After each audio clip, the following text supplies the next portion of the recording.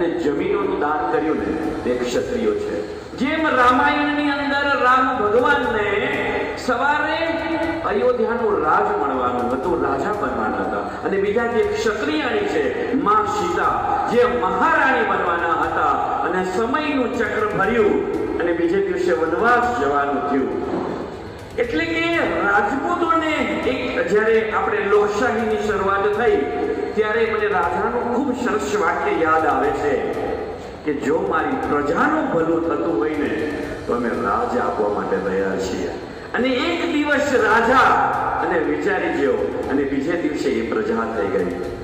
એટલે એ સમયનું ચક્ર ચાલ્યું, સુવર્ણ યુગ દલભાઈ, અને ધીમે ધીમે એ વાત આગળ હાલી અને અત્યારે અમે રાજપૂતો મધ્યાંતરે બેઠા છીએ. એટલે ઉજ્જવળ ભૂતકાળ અને હવે આ વડીલોને ચિંતા થઈ ઉજ્જવળ ભવિષ્યની. એટલે મને એક શબ્દ બહુ ગમે છે પત્રકાર મિત્રો, અને એ છે રિસ્પોન્સિબિલિટી, એટલે કે જવાબદારી જે તમે ખૂબ સારી નિભાવો છો.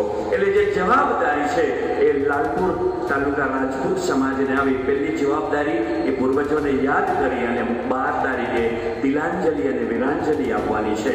અને જે બીજી જવાબદારી અમારા શિરે આવી છે કે હવે પછીનો એ રાજપૂતનો દીકરો કે દીકરી 25 વર્ષ પછી એની કઈ ઓળખાણ આપશે.